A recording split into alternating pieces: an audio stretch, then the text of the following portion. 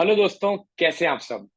मैं हूं आपका दोस्त CA Akash, your audit faculty for CA inter and CA final subjects.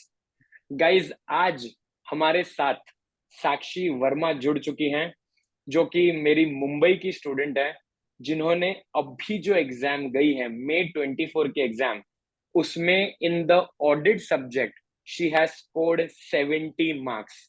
Yes, you heard it right.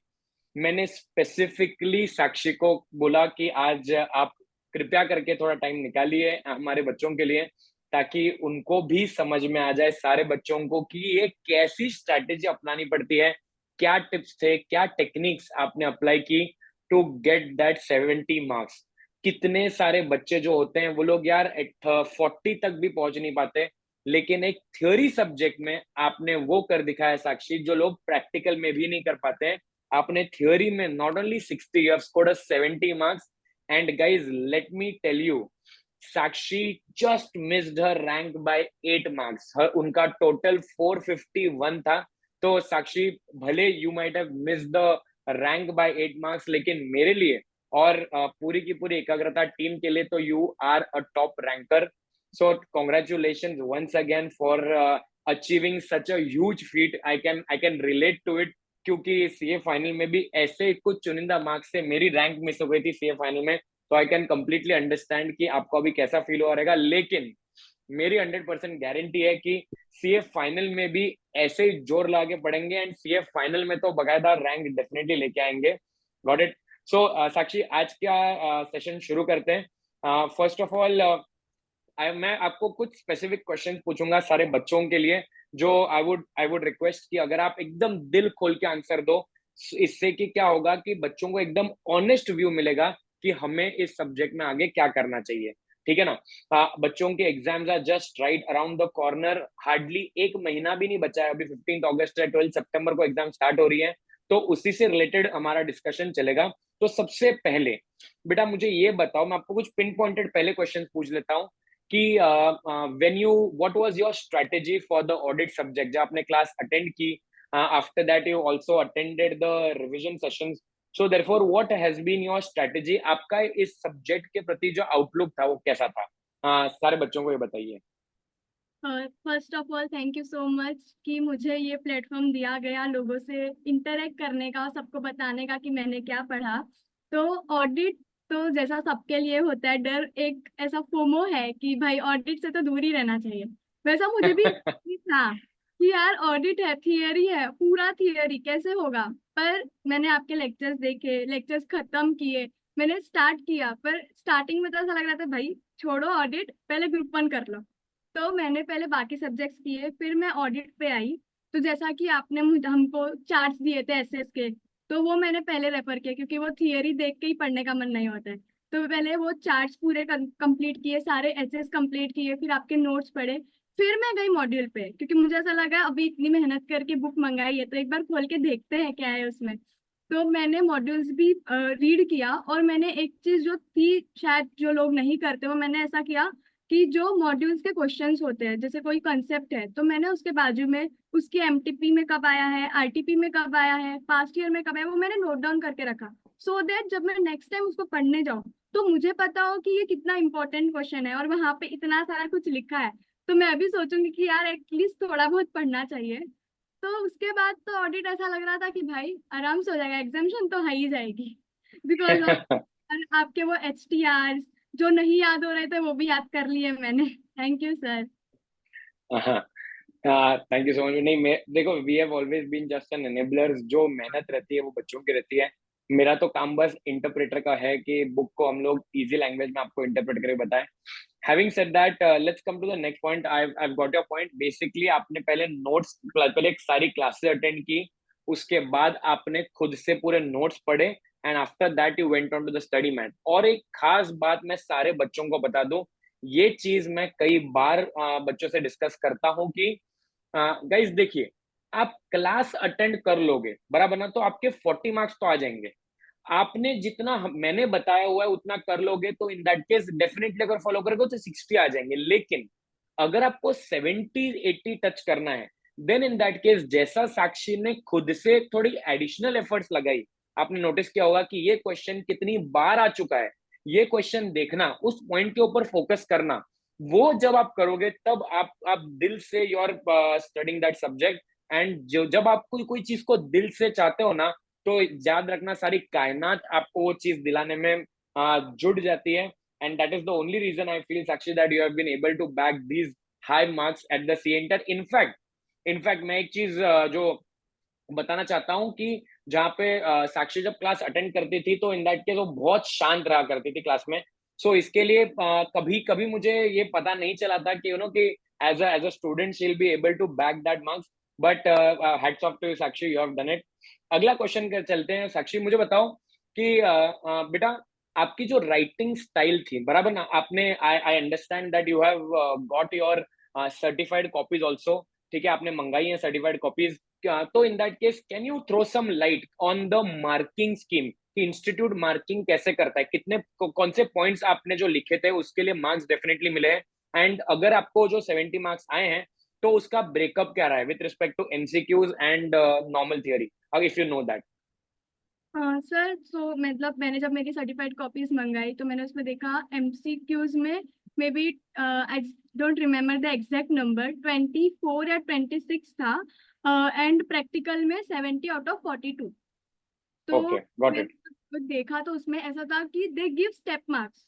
जब हम ऐसे का नंबर लिखते हैं, ऐसे का नाम लिखते हैं, और उसका मे बी ऑब्जेक्टिव भी अगर कहीं कहीं पे लिखा है, स्टार्ट किया है अच्छे से, तो वहां पे 1 मार्क्स भी मिलते हैं। एंड जो स्टेप्स होते हैं वो ऐसे जाते हैं कि पहले प्रोविजंस लिखा हमने, फिर जो हमको पता है, जैसे अभी कोई ऐसे का क्वेश्चन आया है, तो वो ऐसे ये क्वेश्चन में क्यों अप्लाई हो रहा है, वो अगर हमने सेकंड में लिखा तो उधर भी 1 मार्क मिलता है। और मैंने मतलब मेरा तो ऐसा था कि मैं टाइम का कंस्ट्रेंट था पेपर लिखते वक्त, तो मैंने कहीं कहीं पे ऐसे के ऑब्जेक्टिव्स नहीं लिखे थे, सिर्फ ऐसे का नंबर, ऐसे का नाम लिखा था। और एक जगह तो ऐसा हुआ कि मैंने ऐसा लग रहा था कुछ ज्यादा ही लिख दिया है, तो उन्होंने उस पर नहीं मार्क्स दिया, क्योंकि उनको जो चाहिए था वो मैं नहीं लिख पाई। तो मैं यही सजेस्ट करना चाहूंगी बाकी स्टूडेंट्स को कि एग्जामिनर को चाहिए कि जो क्वेश्चन में पूछा है वो लिखो, जो हमको पता है वो लिख के कोई मतलब नहीं है। तो जितना राइट। क्वेश्चन में बोला जाए उतना ही लिखना चाहिए। और मैंने एक दो जगह पे मुझसे भी मिस्टेक हुई कि मैंने बहुत ज्यादा लिख दिया, मुझे नहीं आ रहा था, तो मैंने जो मुझे पता था वो लिखा। पर हाँ, कभी कभी ये भी वर्क करता है, मुझे एक क्वेश्चन नहीं आ रहा था टोटली, मैंने ओन वर्ड्स में लिखा और मुझे वहां पे 4 में से 2 मार्क्स मिला है। तो ऐसा नहीं कि ओके। कंप्लीटली क्वेश्चन को छोड़ देना चाहिए, at least you must attempt the question. और अगर उसके बाद मार्क्स नहीं मिलता है तो ठीक है ना, अभी वो एग्जामिनर की मर्जी है।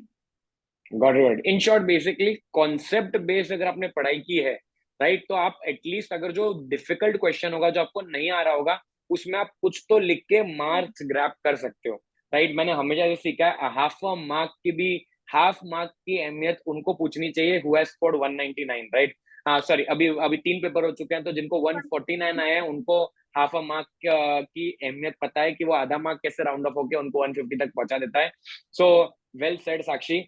इससे हमें एक चीज डेफिनेटली पता चलती है at the inter level and the final level of course, standard का जो नाम लिखना है, स्टैंडर्ड का नंबर लिखना है, और स्टैंडर्ड के ऑब्जेक्टिव हर आंसर में लिखना बहुत जरूरी है।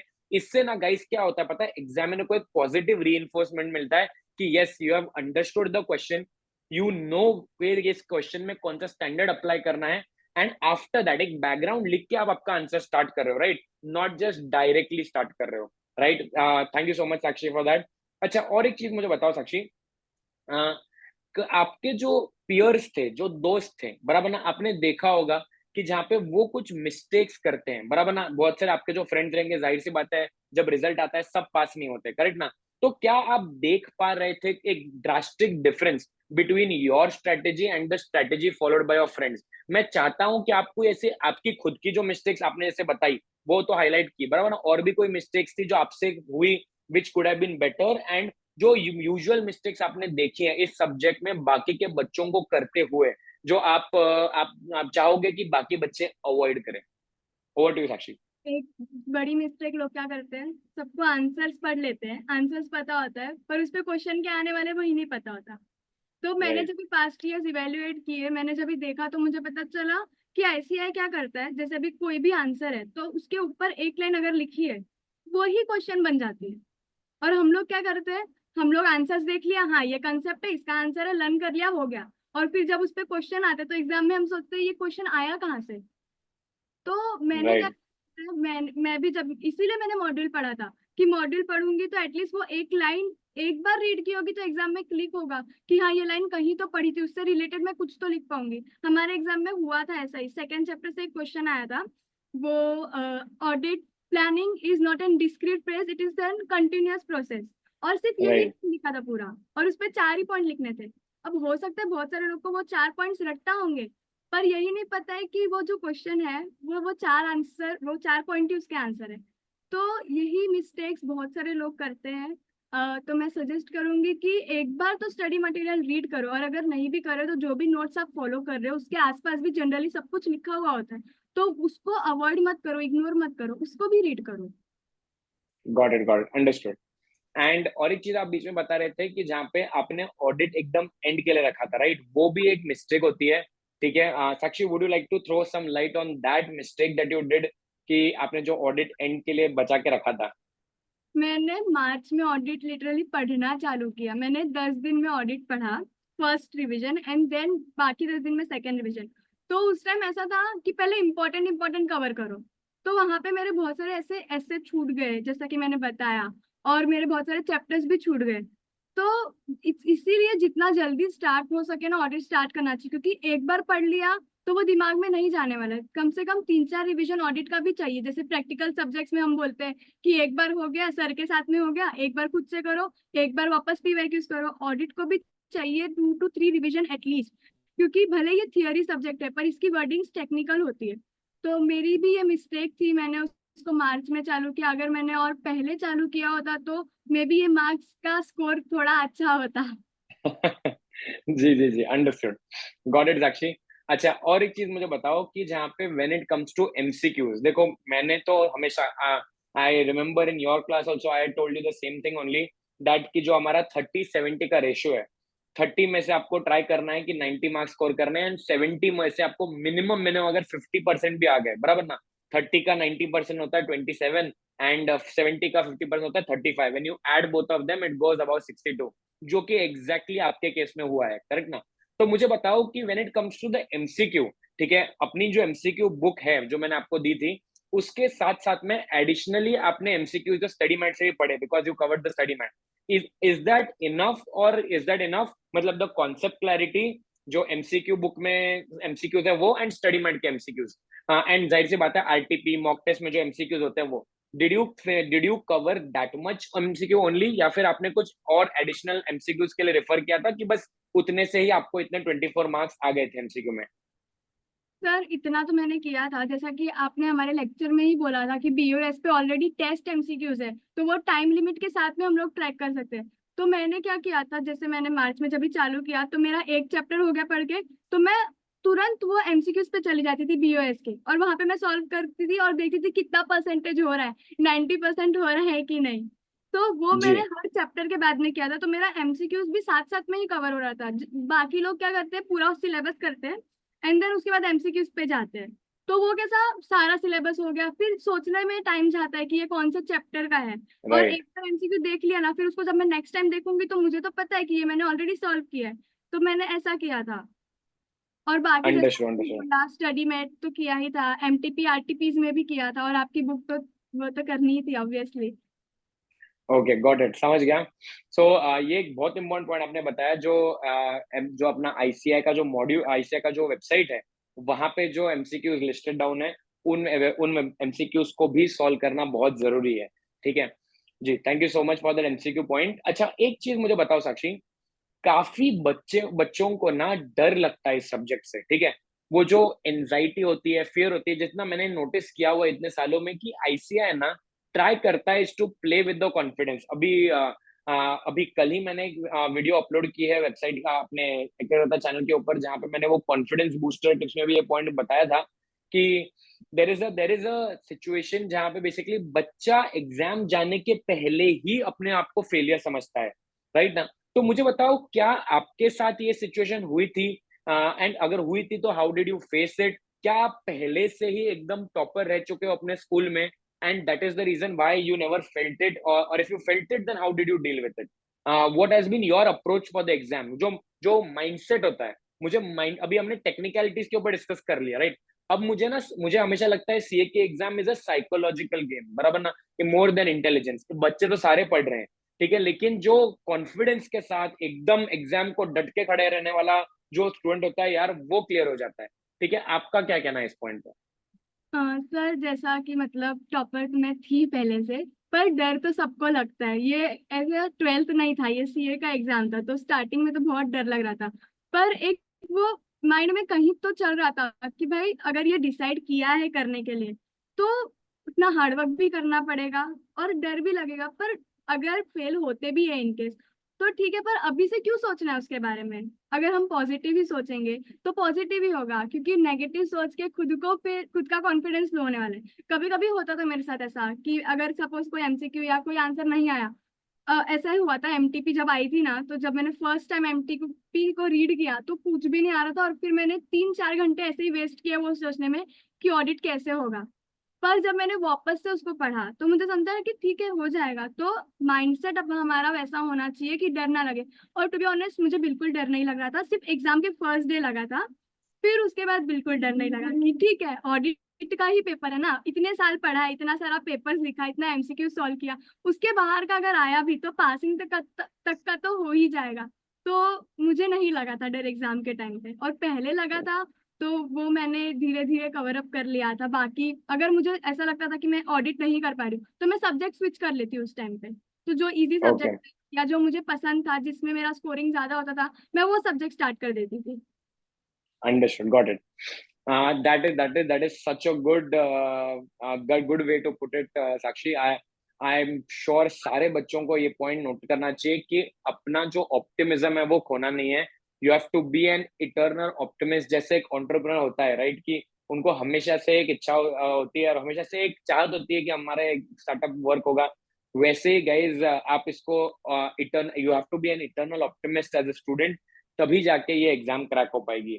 ठीक है, and the last question Sakshi आज के लिए, मुझे बस बताओ कि जब एग्जाम का जो टाइम ड्यूरेशन था, हमने क्या अब तक कवर कर लिया है, राइट? आपके एग्जाम के पहले की स्ट्रेटेजी हमने, एच टी आर कवर किए, एमसीक्यूज कवर किए, कॉन्सेप्ट कवर कर दिया। बेटा आपने मुझे बता दिया कि एग्जाम के पहले जो आपका माइंडसेट था वो कवर कर लिया, दैट यस आपने मॉक टेस्ट लिखी थी, I understand that. Now tell me, during the exam जो वो आप पहुंचे एग्जाम हॉल में, बराबर ना, 1:45 या उसके थोड़े टाइम पहले पहुंचे होगे, तो मुझे बता सकते हो स्टेप बाय स्टेप की क्या हुआ? ठीक है, क्योंकि कई बच्चे फर्स्ट अटेम्प्ट देने वाले सितंबर में, राइट? या कोई किसी बच्चे का अगर सेकंड या थर्ड अटेम्प्ट है, तो मैं चाहता हूं कि उनको भी समझ में आए कि mind what exactly should be your approach in that 3 hours and 15 minutes। तो मुझे स्टेप बाय स्टेप बताओ कि 1:45 से लेकर क्या किया आपने। ठीक है, आपने जब रीडिंग टाइम में व्हाट डिड यू इम्प्लीमेंट? आपने जब स्टार्ट किया तो did you start with MCQs? What did you do? सबसे पहले तो सर, जब वो 15 मिनट्स का पेपर आता है तो लोग क्या करते हैं, पेपर देख के फिर बैठ जाते हैं। पर मैंने वैसा नहीं किया, मैंने पेपर रीड किया। और उसमें एक ऑप्शन होता है कि वो जो ऑप्शन वाला क्वेश्चन था वो मैंने टोटली इग्नोर किया, उसको देखा ही नहीं। एंड जो क्वेश्चंस मेरे पास थे, मैंने उसके सामने ऐसे के नंबर लिख दिए, उसके सामने आपके एचटीआर लिख दिए। एंड जो अगर कोई पॉइंटर्स वाले क्वेश्चन थे तो वो पॉइंटर मैंने लिख दिया, क्योंकि एग्जाम लिखते टाइम इतने सारे क्वेश्चंस दिमाग में चल रहे होते हैं, इतने सारे आंसर्स हम सोच रहे होते हैं, तो मे बी कोई क्वेश्चन हम भूल जाए या उसके पॉइंटर्स ही नहीं याद है। तो मैंने वहां पे वो नोट डाउन करके रखा कि इनकेस अगर मैं भूल जाऊँ तो मैं वहां से देख सकती हूँ। और उससे मुझे बहुत हेल्प हुआ पेपर लिखते टाइम, क्योंकि मुझे ऐसे पता था कौन सा एप्लीकेबल होने वाला है, मुझे एचटीआर पता थे क्या है इधर। तो मुझे वहां पे लिखने में बहुत इजी हुआ। और मैंने पहले तो क्या किया, मैंने पहले सोल्यूशन से ही स्टार्ट किया, मतलब डिस्क्रिप्टिव। मैंने पहले वो किया, बीच में फिर मैं एमसीक्यूज पे गई जब मुझे ऐसा लगा कि डिस्क्रिप्टिव ऑलमोस्ट मैंने कवर कर लिए। फिर मैंने एमसीक्यूज हाथ लगाया, और एमसीक्यूज को ज्यादा टाइम नहीं लगा, वो आराम से 15 to 20 मिनट्स में हो गया, क्योंकि एमसीक्यूज के लिए कंसेप्ट क्लियर थे सारे। एमसीक्यूज भी अच्छे आए थे, आईसीआई ने बहुत अच्छे एमसीक्यूज पूछे थे, तो वो ऑलरेडी हो गया था। और पेपर भी मेरा, मैंने जो नहीं आ रहा था वो भी लिखा। तो मैं ऐसा कहना चाहूंगी कि मेरा पेपर ऑलमोस्ट 95 to 97 मार्क्स का कवर हो गया था, और टाइम पे हुआ था, मेरा पेपर छूटा नहीं। मैंने खुद ने छोड़ा 1-2 क्वेश्चन, वो बात अलग है, पर पेपर नहीं छूटा। तो मैं बस इतना बोलना चाहूंगी कि अगर आपने पूरे साल मेहनत की है तो आप वो 3 घंटे में खुद को सेल्फ डाउट मत लाओ खुद पे।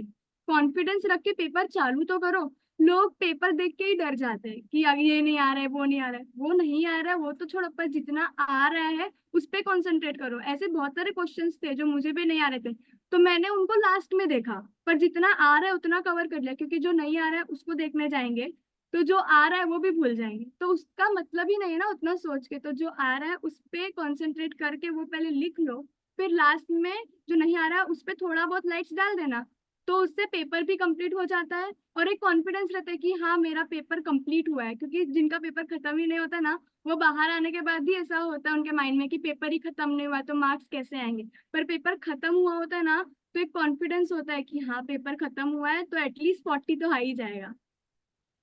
Got it, got it. बेटा थैंक यू सो मच, आज जो आपने सारे इतने इंसाइट्स शेयर किए हैं, ठीक है। uh, सारे बच्चे सारे बच्चे जो हमारे साथ जुड़े हैं, आई एम 100% श्योर दैट कि ये जो एकदम पिन पॉइंटेड स्ट्रैटेजी और टेक्निक्स होती हैं, ये डेफिनेटली सभी बच्चों को काम आएंगी और सभी बच्चे एग्जामिशन लाएंगे इस सब्जेक्ट में। एक चीज आई हैव अंडरस्टूड दैट कि जहाँ पे बेसिकली आज जो कॉन्सेप्चुअल क्लैरिटी है, प्लानिंग है, टेस्ट है, ठीक है, ये तीनों चीजें अगर अच्छी रहेंगी गाइज, तो in that case there is nobody who can stop you from getting the CA prefix. और Sakshi, I I wish you all the very best for your CA final, ठीक है। बहुत जल्द सीए फाइनल की पढ़ाई start करेंगे, and मैं आपको आश्वासन देता हूँ कि सीए फाइनल में भी उतनी मजे करेंगे, उतनी मजा आएगी क्लास में। और सीए फाइनल में भी मेरी तरफ से 100% मैं ट्राई करूंगा कि आपको इस बार 70 नहीं, 80 नहीं, 90 दिलाए, ठीक है। सो बस वही है कि जहाँ पे ताली दोनों हाथ से बजती है, I am 100% sure that you will also put in your 200% effort. मेरे तो 100% एफर्ट देंगे, आपके 200% एफर्ट देंगे। So all the very best for your CA final, and all the very best for your articleship. बहुत अच्छे से पढ़ाई करना वहाँ पे, वहाँ पे आप बहुत कुछ सीखने लायक है। So articleship is the best time of your CA journey, and I wish you all the very best for your future. Thank you so much sir. Thank you बेटा, थैंक यू गाइज। जैसा कि guys आपने देखा, साक्षी ने जितनी मेहनत की है वो रंग लाई है ना। मुझे 100 बहुत भरोसा है कि अगर आप सभी भी साक्षी के द्वारा दी गई सारी टेक्निक्स और स्ट्रेटेजीज को इम्प्लीमेंट करोगे, आपका भी रिजल्ट पॉजिटिव ही नहीं, सारे सब्जेक्ट्स में एग्जामिशन आएगा। थैंक यू बेटा, thank you, bye guys. Bye sir.